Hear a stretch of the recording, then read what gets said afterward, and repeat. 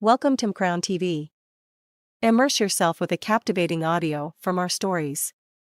We provide an alternative way to read books in audio. We upload many audiobooks as possible, from bestsellers to timeless classic. Subscribe and stay tuned for new upload. Episode 96, Melissa Plays with Phones. Melissa stood nervously in front of Debbie. The previous night, Janice and the others had stayed outside the hospital ward until 1 o'clock in the morning, before Janice had found a nearby hotel for Rita and the other band members. But Melissa hadn't dared to leave Debbie's side in case Justin appeared, as he would be furious if she wasn't there to take care of her. She had been extremely scared. She never would have thought that Debbie knew Justin Ambrose so well. She was so nervous that her palms started to sweat profusely again as she recalled the excessive things that she had done to Debbie back in New York. She was afraid that she would complain to Justin. "Debbie, are you still awake?" Debbie looked at her with an awkward smile. The person lying in front of her was not just Debbie, but someone who knew Justin well. How could she not be scared? Debbie realized that Melissa had never spoken to her in such a soft voice before. Thinking about how she had framed her the previous evening, she was confused and angry. "I'm sorry, Debbie. I was in the wrong yesterday. Please forgive me. I know when I do something wrong and I won't do it again," Melissa said. But Debbie's angry gaze scared her so much that she kneeled on the ground. Debbie was stunned. She never thought that Melissa would kneel in front of her one day. Then she remembered that Justin had said he would beat up anyone who bullied her. "Did Justin slap you in the face?" Only then did she notice that Melissa's face was swollen. There were still bruises on the corner of her mouth. Melissa used her hand to cover up the bruises, and tears started flowing down her cheeks. She looked at her, nodded slightly, and muttered, "Not only my face, but—" As she stood up, she turned around and slowly pulled down her pants. At first, Debbie didn't know what she was going to do. But when she saw her purplish-red buttocks, she was so frightened that she closed her eyes. It was too horrible to look at. Melissa pulled up her pants, looked at her, and said, "My boyfriend, Charlie Mason, doesn't want me anymore. I've already been punished enough. Please forgive me?" "All right, I'll forgive you," Debbie whispered. She already looked miserable, and Debbie wasn't the kind of person to hurt others. "Thank you, Debbie, thank you," Melissa said as her tears turned into smiles. She kept bowing and thanking her. "You don't have to be so formal with me," Debbie said with a faint smile. "How are your injuries? Did you let the doctor see them?" "It's fine, don't worry about me. You're the most important thing right now. Do you want a drink of water? Do you feel hot? How about I buy you a couple of buns to eat?" Melissa treated her well due to her connection with Justin. "Don't fuss over me. I'm okay now. Just sit down. I don't need you to take care of me," she said as she realized that Melissa was being quite cute. "All right, thank you." Melissa was tired after a sleepless night. She leaned against the windowsill and fell asleep. Debbie picked up her phone, found Alex's number, and called him. She missed him. Right now she wanted to hear his voice. Beep, beep. The sound of a busy signal came over the phone. The previous night back in New York, Susan was the only one who had not been drunk. She had called a few classmates, and then she had sent Alex and the others back to their dorm. At that moment, 4 people from his dorm were still lying on their beds snoring. Alex's phone was in his pocket, but he couldn't feel it vibrating. "Hello, the user you have dialed is temporarily unable to answer the phone," a digital voice said. Debbie felt slightly disappointed. When she needed him the most, she couldn't reach him. "Maybe he's busy?"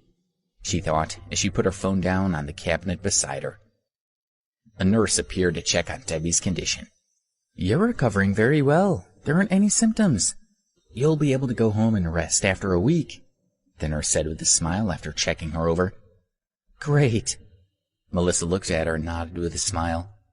The nurse gave Debbie some water to drink and reminded her, "Right now you're still receiving antibiotics, glucose, etc.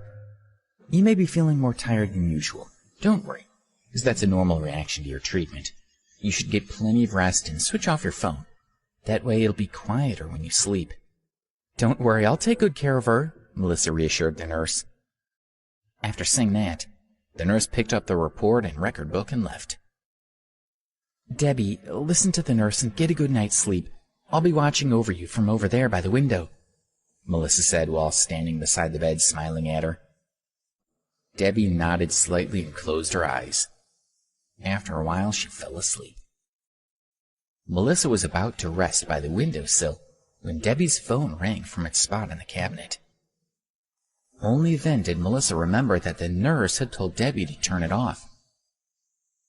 She picked up the phone and was about to turn it off, but she casually swiped it. The phone didn't have a locked screen, so she opened it easily.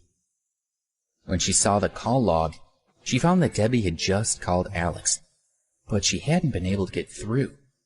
Her mind started whirling. Debbie knew Justin, and Alex was Debbie's boyfriend. They both had the last name of Ambrose. Melissa suddenly realized that Alex was Justin's brother. Previously, she had been worried about what Justin would do to her, but she hadn't even thought about such a simple connection to Alex. She looked again at the phone, then she looked at Debbie, who was sleeping soundly on the bed. A trace of craftiness appeared in Melissa's eyes, and she came up with an idea. She took out her phone and turned her back to Debbie in case she happened to wake up. Then she started doing something with the two phones. Alex woke up in a daze. As usual, he picked up his phone and checked the time. It was already 9:30 in the morning, and his head was still dizzy. With another glance, he saw that there were 4 missed calls. He opened them and saw that Debbie and Justin had called. He halfway sobered up at the sight of Debbie's name and called her right away. Alex. His name appeared on the screen. Melissa was shocked and muted the phone. She kept the phone on until the name disappeared. "What's going on?" Alex wondered. "Why isn't she answering my call?" He was about to try again when a text message appeared. "I'm busy right now, so I'll call you later." He stopped when he saw the message. He imagined there were still a lot of things she needed to do for the Chicago talent show. Why did Justin think of calling me? He thought for a while and called him back. Justin's phone lit up under the artificial lake where he had thrown it in anger the day before. Of course, no one would be able to pick it up. Alex tried 3 times, but nobody answered. Although he was a little suspicious, he had no other choice but to give it up. This brat must have gone crazy somewhere again, he thought. He put his phone in his pocket and went to the bathroom to wash up. His head still felt dizzy after drinking all night, even though he had splashed cold water on his face. He walked out of the dorm and decided to have a bite to eat on the street to help clear his head.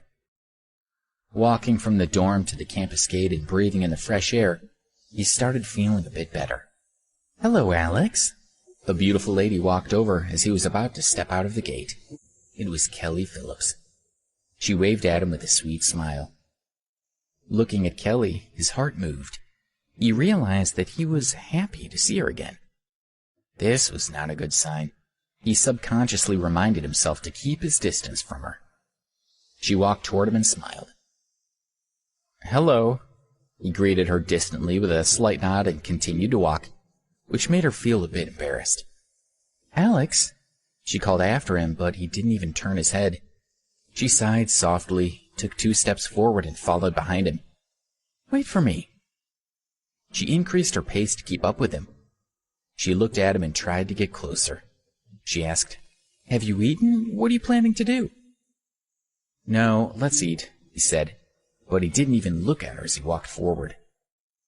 Why is he so cold, really, she thought. But she was happy that at least he had agreed. However, with her intelligence, she could see that he was intentionally staying distant from her. Why did he want to do that? because he had already sensed that if she continued to interact with him, she might fall in love with him. Her eyes flashed and she thought, "You want to keep your distance from me, but I won't let you." "How have you been these past few days?" she asked. "All right," he mumbled. "I ate pasta last night. What did you eat for dinner?" she bantered. "I went out for dinner," he mumbled again. "I haven't seen you with your girlfriend. Is there a problem?" she casually asked. He stopped walking and looked at her speechlessly. Kelly, who had been smiling happily as she trotted along, felt embarrassed when she saw him stop and stare at her. Her lips trembled, and her smile gradually turned awkward. Alex shook his head helplessly and continued walking forward. "What? Why are you glaring at me like that? What are you planning to do?" she wondered. He doesn't know how to respect beautiful women at all, she thought. She felt a pain in her stomach and quickly followed after him. If she took the initiative to talk to him, he would ignore her. "Alex, I was wrong, all right? Please be nice and speak to me, okay?" she begged pitifully, but he remained indifferent. They had just walked out of the gates. A Cadillac CCT6 was parked right outside. The car had a bottle of mineral water on the roof, and a man of about 30 years of age was leaning out the window. He had often come to Preston University to fish for girls. Just at that university alone, he had already spent over $100,000. As he was playing with his phone and waiting for a potential pickup, he saw a beautiful girl coming out of the gate. His eyes lit up. She was too perfect. She was just like a model. For a girl like that, he would be willing to spend any amount of money. Seeing that she was walking in his direction, the man opened the door and got out of the car.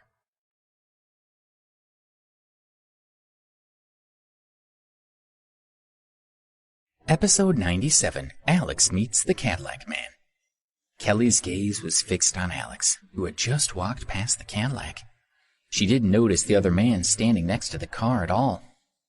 "Hey, beautiful, why are you in such a hurry?" The man stepped out in front of her.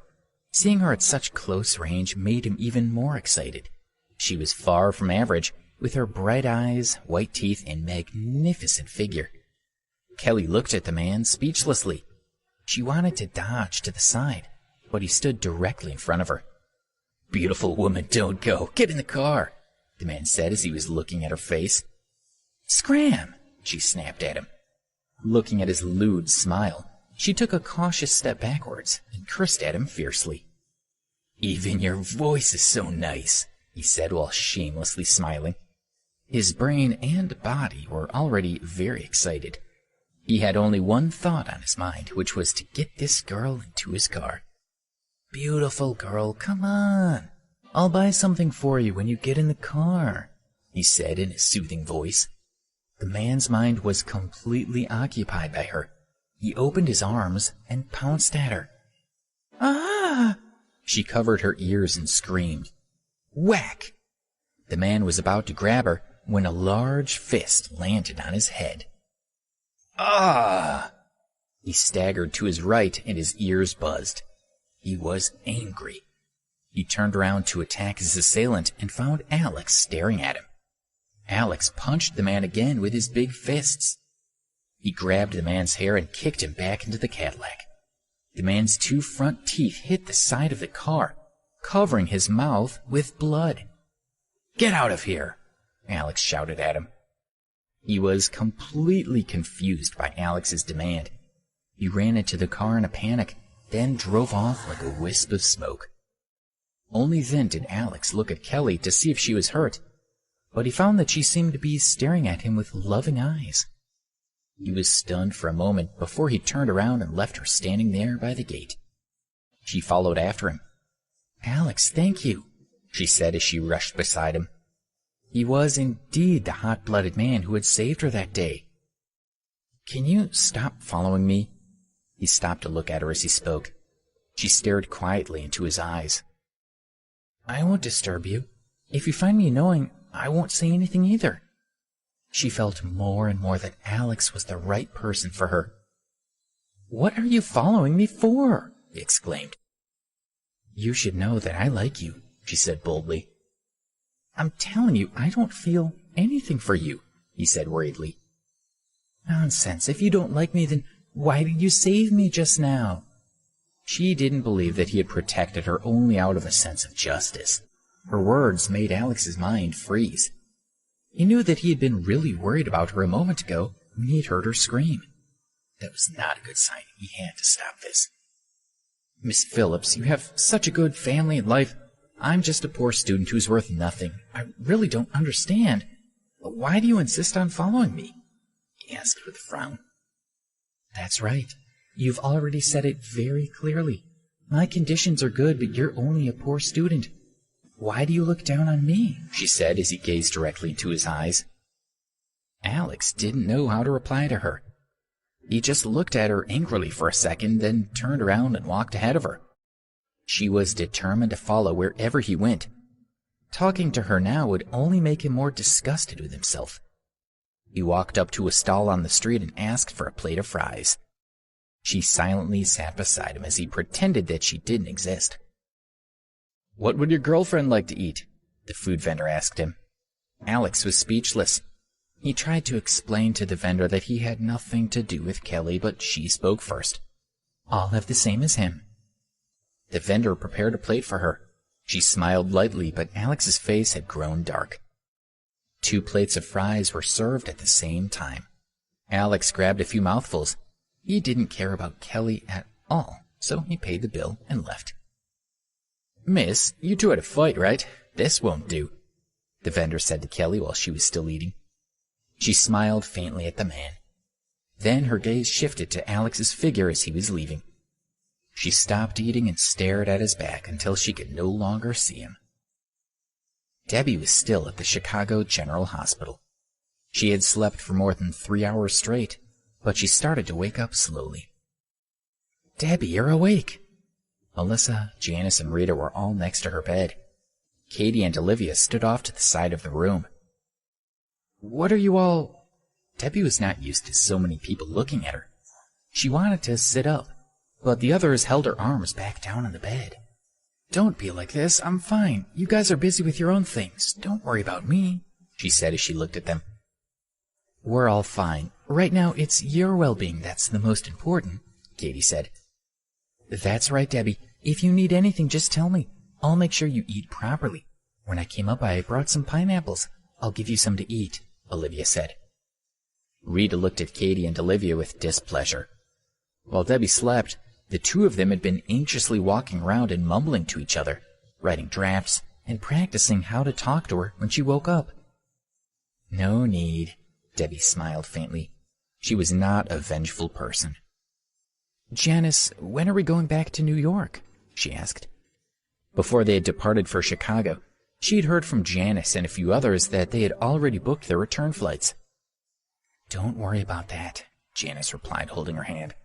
She felt very sorry for what had happened the previous day. I'll return the plane tickets later, and we'll all be here with you. Just take care of yourself.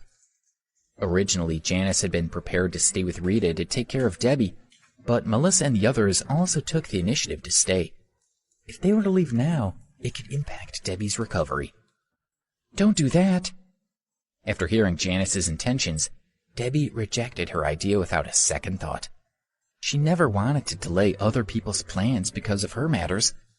Don't return the plane tickets. We'll go back according to our original plan. Don't be willful. You're not in any state to travel just now.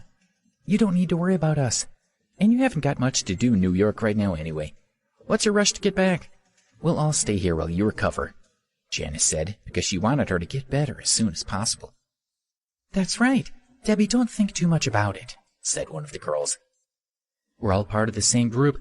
How could I leave you behind? Said another. If we don't see that you're getting better, we won't feel good about it, said yet another. They were all trying to persuade Debbie. Debbie smiled as she shook her head. Being cared for by so many people made her heart feel especially warm. However, she still couldn't accept it. She wasn't willing to sacrifice the interests of others to accommodate her concerns. Janice was only a manager with the Sunshine Music Company. The funds for the trip to Chicago were limited, so Janice would have to pay her out of pocket to change the plane tickets. They would also need to cover their expenses while they stayed in Chicago. and that would cost a considerable amount of money. Janice, I appreciate your kindness, but I really don't need you to stay here. Don't look at the bandages on my body. It's actually a very small injury. Plus, Chicago is not far from New York. When they finished eating, Janice went through the discharge procedures for her. The doctor told her that Debbie must visit a hospital as soon as she returned to New York. The 6 women squeezed into 2 cabs and drove to the hotel. As soon as they arrived, Melissa, Katie, and Olivia took the initiative to pack for Debbie. Soon her luggage was ready to go. Thank you, Debbie said gratefully. Please don't. This is what we should do. Okay, Debbie, you lie in the bed for a while. We'll come and get you at 6:30. With that, Melissa and the other 2 left. Debbie sat on the bed and took out her phone. Alex should be fine now, right? After mulling it over for a while, she pressed his name in the contact list. She had decided that she would not tell him about her injuries yet. She didn't want him to worry. Beep, beep, beep, beep. A busy signal sounded. She couldn't reach him. A digital voice came over the phone. I'm sorry, but the call you have made cannot be answered at this time. Debbie was a little disappointed and thought, maybe he's busy right now, but when he sees that I called, he'll call me back. It's good if I can't reach him. Then I don't have to hide this from him. After thinking for a long time, she finally texted Alex. I'll be at New York International Airport at around 9 o'clock tonight. Do you want to come and pick me up? What Debbie didn't know was that his phone didn't ring at all. The phone that did ring and that had received her message was Melissa's, and she was next door to her. Looking on her phone screen at the missed call that Debbie had placed, the corner of Melissa's mouth curled into a smile. Earlier at the hospital, she had secretly changed Alex's phone number on Debbie's phone for her own. She had also saved his number on her phone. Alex was Justin's older brother and part of the Ambrose family, so how could she not be tempted to do that?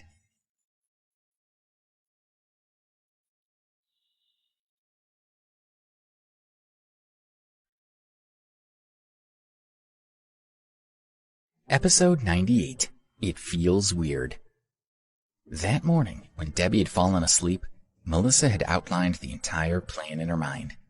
She wanted to snatch Alex for herself and make him feel completely disappointed in Debbie. The previous day, Angelina Sanders had revealed something to her. She had said that if a woman got pregnant with a man's baby, then no matter how much that man disliked her, he could only resign himself to his fate. So, Melissa's ultimate goal was to get pregnant with Alex's baby. Melissa thought about this. She found Lou Rourke's number in her contact list and pressed it. Soon, Lou picked up the call. Beautiful girl, why are you calling me? Are you free? I'll treat you to a meal, he said over the phone in a vulgar voice. Come on, I'm afraid I'm going to fall in love with you, Melissa said as she smiled coldly. She had almost fallen for Lou's trick last year. As far as she knew, there were 4 or 5 people who had fallen for Lou's trick. Look at what you're saying. Would you dare? He said. I'm calling you today to introduce you to a beautiful girl, Melissa said, getting straight to the point. Really? Is she beautiful? When Lou heard this, he was instantly intrigued. Melissa sent him a photo of Debbie via WhatsApp. He reacted positively and said, This girl is so pretty. She's perfect for me to mess with. I'll make her life unforgettable. Melissa could even imagine Lou's bedraggled look. She's my friend. Tonight we're flying back to New York. Her boyfriend's name is Alex, so you can tell her that he told you to pick her up, and she should follow you to the car. As for what we're going to do next, I think you know better than me, Melissa said. Of course. She's that kind of a noob. So it's easy to trick her then. But I don't even know her boyfriend, so how would she believe me? He said. You don't need to worry about that. I'll arrange it for you. Just do what I told you to do. What's your license plate number? She said, along with a few more words to him before hanging up. She played with her phone, planning things out in her head. A few minutes later, she stopped checking her phone. Then she opened her SMS interface and sent a message to Debbie. That morning, She had even forged the text messages she had sent between Debbie and Alex. As long as Debbie didn't look at the date and time, she wouldn't notice anything amiss. Plink, plink. Debbie took out her phone and saw that it was a text from Alex. Debbie, I'll be very busy today. I'm still in a meeting and might not be able to pick you up at the airport tonight. But don't worry, I'll ask my friend to pick you up. His name is Lou, and he drives a Cadillac. Debbie was slightly disappointed. At the same time, she was a little confused. Why did Alex have a friend who drove a Cadillac? She wondered. But when she thought about his identity, Debbie understood. She was feeling that his text message was a bit weird, but she couldn't figure out why. Debbie dropped her phone on the bed and slowly walked over to her suitcase. She took out a locked notebook. It was her diary. Since high school, she had been in the habit of keeping a diary as a way of relieving her stress and expressing her feelings. Whether it was happiness, sadness, or pain, she would record it in her diary. She sat down at the desk and started writing. Thursday, June 4th, 2019. Yesterday I participated in the Sky's the Limit talent show. I didn't expect Melissa would frame me. When I was chased into the water by that dog, there was only one feeling in my body. Pain. Heart-piercing pain. I cowardly chose to give up. At that moment when I was about to die, only Alex came to my mind. Justin told me that he had beaten up everyone who had bullied me. I called Alex twice, but he didn't answer. He had texted to say that he was busy. I feel a little disappointed, but I don't blame him at all. Alex has arranged for his friend Lou to pick me up at the airport. After an hour of writing, Debbie slowly closed the diary and locked it with its delicate lock. Her diary had never been read by anyone. At 7 o'clock in the evening, Janice brought Debbie and the others down to the lobby to take a taxi to the Chicago International Airport. After nearly a 2-hour flight, the plane landed in New York. Janice and Rita supported Debbie as she slowly walked out of the terminal. They had planned to send Debbie to New York's General Hospital first, but she refused. Janice, Melissa, don't worry about it. I'll go with Alex, Debbie said as she smiled blandly. Alex told me that his friend would come and pick me up. Oh, so you're waiting for your boyfriend's friend. Janice, there's no need to rush Debbie. After staying in Chicago for such a long time, she's worried about not seeing her boyfriend, Melissa said, joking around because she wanted to get Janice and the others to leave this matter alone. That won't do. Call Alex now and we'll feel better when we see him, Janice said. Although Debbie didn't know it, she could only give him a symbolic call. Melissa had already muted her phone. Don't worry, Alex told me that he's going to get his friend to pick me up. He has a Cadillac. You can help me find him, she explained to Janice and the others. Melissa calmly sent a text message to Lou, asking him to drive the car over. She initially wanted to wait until Janice and the others had left before texting Lou. For the sake of seeing a beautiful girl like Debbie, Lou had been waiting outside the airport since 7 o'clock. When he heard from Melissa, he drove slowly towards the arrival's terminal. Is that the one? Melissa's sharp eyes caught sight of an approaching Cadillac. You guys wait here, I'll go take a look. As she spoke, Melissa walked quickly toward the car. Lou had already spotted Debbie, who was not far away. She was even more beautiful than in her photos. He smiled at Melissa and said, Beautiful girl, your friends are all lovely. Each one is more beautiful than the other. I'll settle for this one first, but you should contact them all for me when I have time. What happened to your teeth? Melissa looked at Lou speechlessly. When she saw the 2 black holes in place of his front teeth, she was momentarily taken aback. It's nothing, Lou muttered and hurriedly covered his mouth.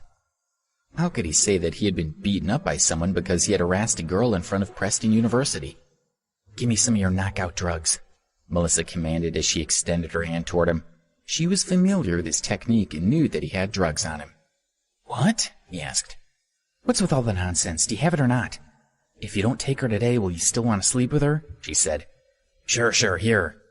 Lou took out a bottle from the glove compartment and gave it to Melissa. He smiled and stuffed it into her pocket. Have you remembered what I taught you? Hearing Lou's impatient answer, Melissa said to him, Tonight you must have fun. You must vent all your beastly nature on this beauty. Oh yeah, Aren't you a member of the Community 91? Film the whole thing and post it online. Other lonely girls may take the initiative to look for you. Yeah, why didn't I think of that? Lou grinned. Without his 2 front teeth, he looked extremely ugly. All right, you can go over there now. With that, Melissa waved at Debbie and the others and went up to them. Debbie, I've asked clearly, and he's here to pick you up. Lou pulled up in front of Debbie and walked up to her in a very polite manner. Hello, are you Miss Debbie? I'm a friend of Alex. My name is Lou, and I'm here to pick you up. Lou was not acting vulgar at all. On the contrary, he looked like a refined young man, which gave the girls a good impression. Okay, thank you, Debbie said to him before turning to Janice and the rest. Janice, okay, you don't have to worry about my safety anymore. You guys can go, it's getting late. Janice and the others insisted on watching her get into the car and leave. She got in the passenger seat, waved goodbye to Janice and the girls, and Lou slowly drove away. Okay, Debbie's finally taken care of. Let's all go home, Janice said. After she had finished her sentence, the 5 women said goodbye to each other and left. Melissa stood by the side of the road, and it looked like she was waiting for a car. When she saw that everyone else had gone, she returned to the arrivals entrance. If she missed her great opportunity that night, it would be much harder to get close to Alex. If she could get pregnant with his baby, it would be equivalent to winning the lottery. Even if Lou's deeds were eventually exposed, she didn't believe that Alex would do anything to her after she was pregnant. After planning what to say for a few minutes, she took a deep breath and dialed Alex's number. Hello, who is this? His voice excited her. He was from a very wealthy family.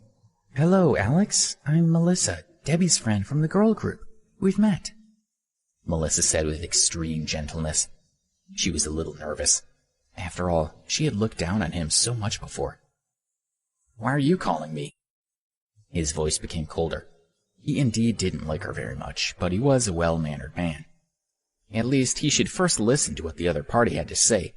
What if it had something to do with Debbie? It's like this. I'm at the airport now, she said. Hearing that she was at the airport, he asked, Have you guys come back? Where's Debbie? Is she also at the airport? No, listen to me. Debbie and the others will arrive later. They still have some things to do in Chicago. They're probably negotiating with important figures right now. So it's best if you don't call her. She won't answer anyway, Melissa said gently. She was afraid that he would try to call Debbie, which would ruin her plan. Is that so? He whispered. What did you say just now? It's like this. The reason I came back early was because I was injured in Chicago. Debbie gave me her phone number. I'm at the airport right now with lots of luggage. It's very heavy and it's hard for me to pick up. Your friends are all busy at the moment, so I wanted to ask if you can come over and help me, Melissa said carefully. It was Debbie who had given her my phone number? She probably would want me to go to the airport to help her because she can't help right now, he thought. Alex, is it possible? I called you because I really had no other choice. I definitely wouldn't trouble you if there was someone else who could help me. She was still pleading. Even though he felt that this was a weird request, he still decided to help her. All right, I'll come over now, he said bluntly. He called a taxi and went straight to the airport.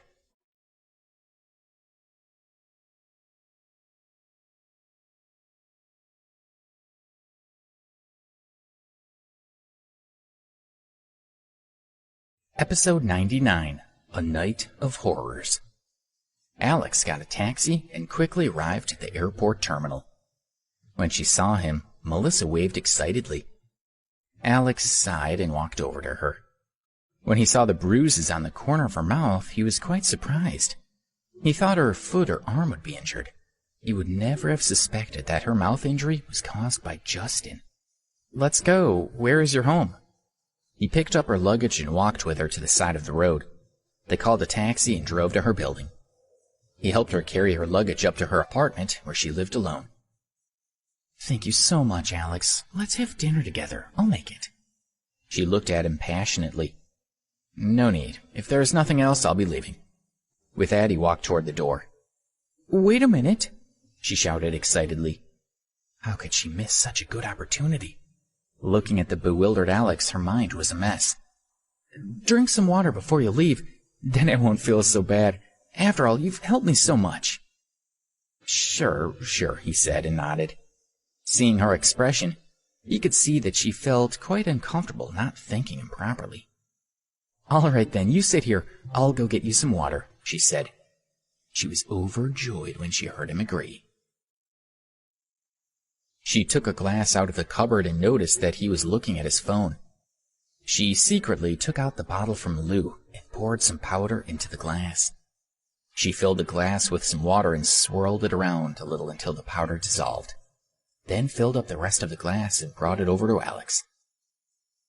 Thank you, he said, and gulped down all the water at once. All right, I'll be going now. When he stood up, he felt a heavy weight on his head and sat back down on the sofa. Alex, what are you doing? She asked him with concern. It's fine.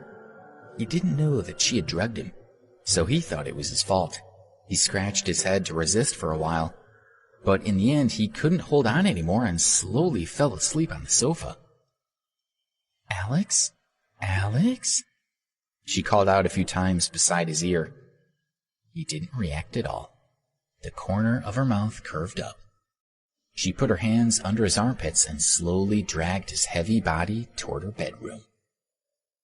At the same time, Lou had used his fake friend identity to trick Debbie into eating a meal with him at a restaurant. Before the meal was finished, she had already passed out at the table. Up until that moment, Lou had been pretending to be a humble gentleman. Only then did he reveal a wicked smile. He quickly paid the bill, put his arm around her shoulder and helped her walk to the car, and drove straight to a hotel that he frequented. Nearly carrying her, he hurried into the hotel room.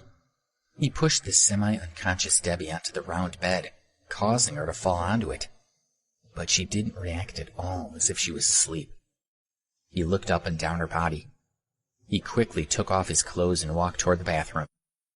After washing up, he used a white towel to dry himself while walking out of the bathroom barefoot. Looking at her on the bed, it was as if a fire was burning inside his body. He threw the towel on the floor, turned on his phone's camera, and pointed it toward the bed. Then he jumped onto the bed and laid beside her. He had played with dozens of women before, but none of them had aroused his desire as much as Debbie. He couldn't wait to have her. He used the back of his hand to gently stroke her face. That exquisite touch caused him to close his eyes and experience a feeling like he was taking drugs. Seeing her mouth slightly open, with her bright pink tongue and white teeth, caused his eyes to open wider and wider. He gently reached his hand to her chest. She was wearing a snow-white blouse. He pressed the index finger of his right hand onto her collar. He had studied countless women, and Debbie was the kind that made him the most excited. She was 19 years old, and she had a body as pure as snow that was still half mature. Lou couldn't hold it anymore. His wolf had awakened, and in the next moment, he was going to take off her clothes. Bang, bang, bang! A knock on the door to the room sounded like thunder. He thought it was one of the hotel's staff, so he shouted, "I don't need anything, don't bother me." Bang, bang, bang! The pounding on the door wouldn't stop, and it seemed to have become more forceful. "Do you not understand human speech? Screw off!" he roared in anger. "Lou, try cursing me again." A voice more confident than his sounded from outside. When he heard this voice, the excitement in his body disappeared. It was replaced by panic.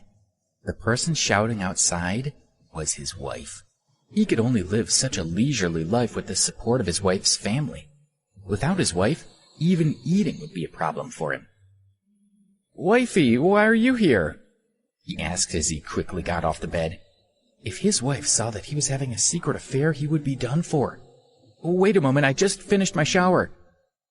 Listening to his wife pounding on the door, he was scared out of his wits. He carried Debbie in a panic.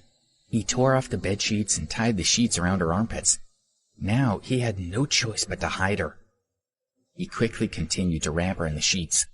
He tied a knot around her body, carrying her to the window, and gently slung her body out of the open window So she hung there in hiding. He had done this before during an affair with someone else when his wife came back. This was the 4th floor. Lou hung Debbie out of the window by tying one end of the bedsheet to the open frame and closed the window. There was a sill outside, and as long as the window was not opened, she wouldn't fall down. He pulled the curtain, quickly pulled the covers over the bed, and rearranged the pillows, put away his phone, and opened the door for his wife. She came in and hit him on the head a few times. Then she asked him why he hadn't come home. Lou told a few lies, and his wife searched around the room. She didn't find anyone else, so she somewhat trusted his words. "I'll sleep here tonight as well," his wife said as she stared at him. When she saw that the curtains were drawn tightly, she frowned and asked, "Why have you pulled the curtains together? It's better to enjoy the night scenery."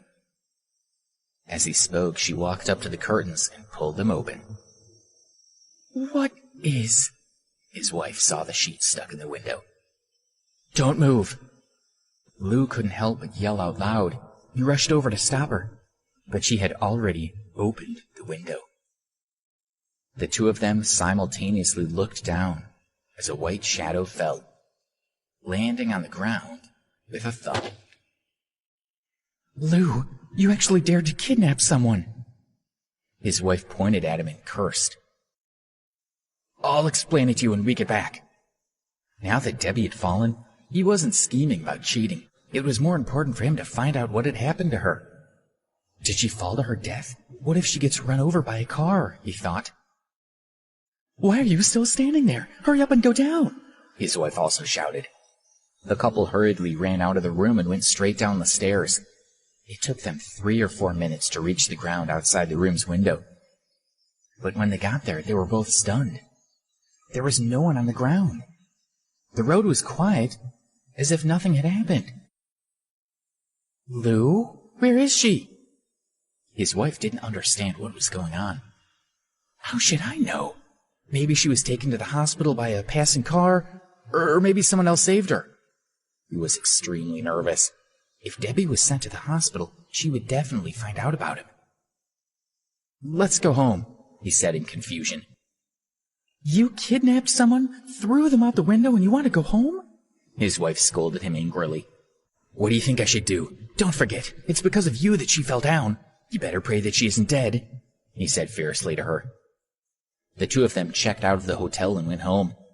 Several cars had driven by on that quiet road, and the hotel staff had come out to see what the commotion had been about. However, no one had noticed that a girl had fallen from a 4th-floor window. The following day, Alex opened his eyes with a fearful feeling that he couldn't shake off. The previous night, he had a nightmare, and he was still in a state of agitation. Then in an instant, he realized that he wasn't in the dormitory. "Where am I?" he thought. He turned his head to the side and found a woman leaning on his chest with her shoulder exposed. His body trembled. He sat up and discovered that he was also naked. His heart jumped as he lifted the blanket to see his lower body. He felt cold. "Alex, you're awake," Melissa whispered, as she also sat up. He turned his head and remembered that he had gone to help her with the luggage the previous night, then drank a glass of water. After the water, his brain felt heavier and heavier until he finally couldn't remember anything anymore. "You did this on purpose. You drugged me," he said angrily. "That's right, I did it on purpose," she admitted. "Bitch!" he cursed. How could he explain to Debbie that this woman would use such a despicable method to ensnare him? "You can scold me, but you might not know that I've liked you since the first time I saw you. But every time you came to send Debbie off, you didn't even look at me. I'm jealous. I'm not worse than Debbie.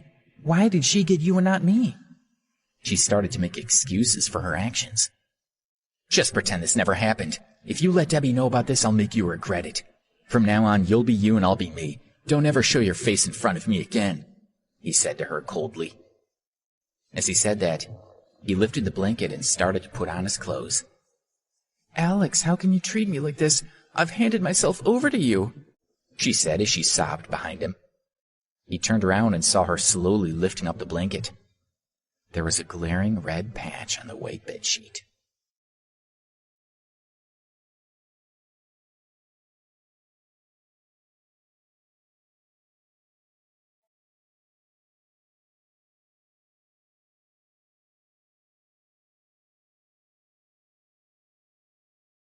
Episode 100. You Can't Do a Thing. Alex froze as his heart was sinking. He hadn't slept with a woman before, and he hadn't thought that he and Melissa would be naked in bed together. He sat on the edge of the bed dejectedly.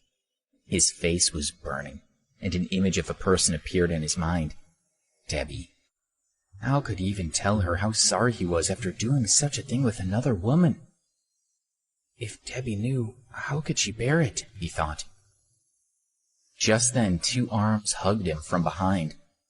Melissa put her face against his back and said, "You were so awesome last night.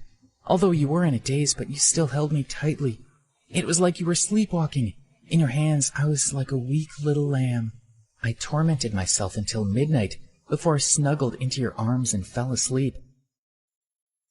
"Did I take you?" Alex asked absent-mindedly. Right now, he only cared if she could be pregnant. "What do you think? Seeing you satisfied, although I'm in pain, made my heart happy."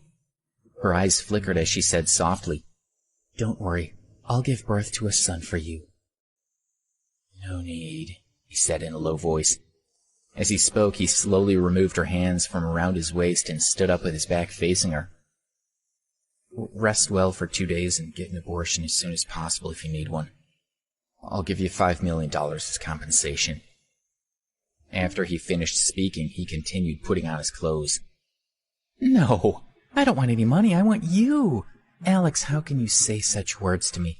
This isn't what a man should say."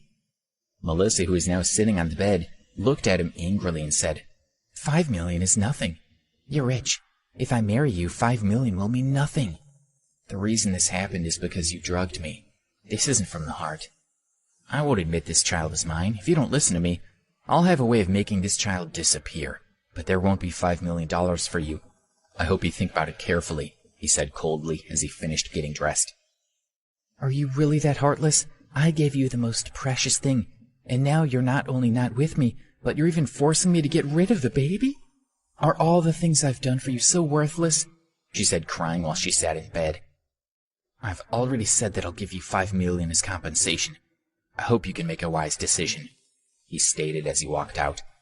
"Alex, don't go, I need you," she gasped as she jumped down from the bed and hugged him from behind. He pushed her away mercilessly and slammed the door to her apartment as he left. Half of what Alex had said to Melissa was just to scare her. If she was pregnant, no matter whose fault it was, how could he bear it? At that moment, he felt the best result would be if she had been intimidated and went and got an abortion. However, he didn't have time to think about her situation. His heart was filled with guilt and unease. He didn't even know how to face Debbie. After walking on the road for a long time, he finally took out his phone. Of course, he didn't want to confess this to Debbie, but he wanted to hear her voice so that he would feel more comfortable. "Beep, beep. Sorry, the user you have dialed is temporarily unable to connect." Listening to the digital phone voice, he had a bad premonition. The previous day, her phone couldn't be reached. That day, she still couldn't be reached. It seemed that Melissa had lied to him about Debbie not answering the phone because she had been busy. Alex's bad premonition grew stronger and stronger. He hailed a taxi and headed straight to the Sunshine Music Company. As soon as he asked the staff members, he found out that Janice and the others had already returned the previous day. It was as if he had been electrocuted. He asked for Janice's cell number and called her straight away. "Hello, Janice, I'm Alex. Is Debbie with you right now? Why hasn't she come home? I can't get through to her phone either." "What? Didn't you ask your friend to bring Debbie back yesterday? What's going on?" exclaimed Janice. When he heard Janice's words, he felt a chill run down his spine. He knew that something had happened to Debbie. Who took her? Where? When? He wanted to know the key information right away. "It was at the airport terminal. Debbie said you wanted a friend to pick her up. Then a Cadillac came. The man said he was your friend, so she followed him into the car. Oh yeah, his name was Lou. What's going on? Isn't he your friend? Where is she now? Janice asked. He called Melissa next. He had a premonition that she had planned all this. At that moment, he wasn't even feeling angry at her. He only wanted to confirm that Debbie was safe as soon as possible. Where's Debbie now? Hurry up and speak, he asked anxiously. Melissa was not a fool. She knew that he now believed that she was lying. However, she couldn't admit that she worked with Lou to devise that plan. I'm sorry, I lied to you yesterday. Debbie came back from Chicago with me. She said you told a friend to come and pick her up, and then a car arrived. She confirmed it, and then got in the car with him, Melissa said calmly.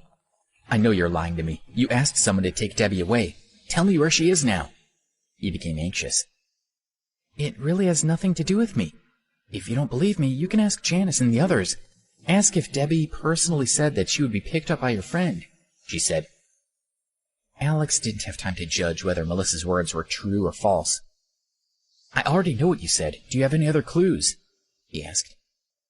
No, I'm the same as Janice and the others. I only know that much. When Melissa heard that he didn't ask her any further questions, the corners of her mouth curled up into a cold smile. Damn it, he cursed into the phone. Wait, Alex, can you take me to the hospital? This was my first time and I'm scared. He had already hung up the phone when she asked. Bastard, how dare you hang up on me? Melissa cursed as her face again revealed a trace of cold smile. She muttered, It's fine if you don't go, and it'll make things easier for the doctors. Melissa didn't want to go to the hospital yet. After she came to her senses, she called Lou to check on his situation. Did you have a good time last night? She asked. She felt that with Lou's experience as a pervert, he definitely would have had his way with Debbie the previous night. What are you playing at? No! Lou was smoking in his room. He was worried that the police would come and find him. She was shocked and hurriedly asked him what was going on. He had planned this together with her, so there was no need for him to hide anything from her. He could tell her everything that had taken place. When he finally told her what he had done, she wanted to slap him hard in the face. What the hell? Why did she disappear? He actually hadn't slept with Debbie, and now he didn't even know where she or her body was. Why was he causing so much trouble for her? When my wife and I went down to see her, she was nowhere to be found. Who knows where she went? Lou said in frustration. I guess she was saved by a passing car and sent to the hospital. I don't even know if this girl is dead or alive. If she dies, then I'll be in big trouble. It's best if she died. Let me tell you, she's just a country bumpkin. No one will care about her life. If the police end up finding you, just say that you did it all by yourself. Don't give me up too, she said, as she calculated a new plan. Hey, Melissa, you don't care at all. Why are you making me shoulder all the responsibility alone? I won't do it. Lou wasn't stupid. She cursed herself in her heart. Let me tell you, this girl's boyfriend isn't an ordinary person. I can tell you that his family is one of the most powerful in the country. If he finds out that we designed this plan, neither of us will have a good ending. I can still protect myself, but you? Do you know how to write the word death? She said coldly. Why didn't you say so earlier? Damn, you purposely tricked me to playing your game, right? When Lou heard that the girl's boyfriend was so awesome, he couldn't help but curse. Don't act so terrible with me. Let me tell you, we're connected now. One word. Do you want to listen to me? Melissa was not someone to mess with. Now was the critical time to get Alex to secure her future. Fine, I'll listen to you. I'll listen to you, damn it. He slammed his fist into the table. As long as you take full responsibility, I'll definitely be able to protect you, she said. Melissa felt she was already Alex's woman. She was confident that she could snatch him away from Debbie. Listen to me.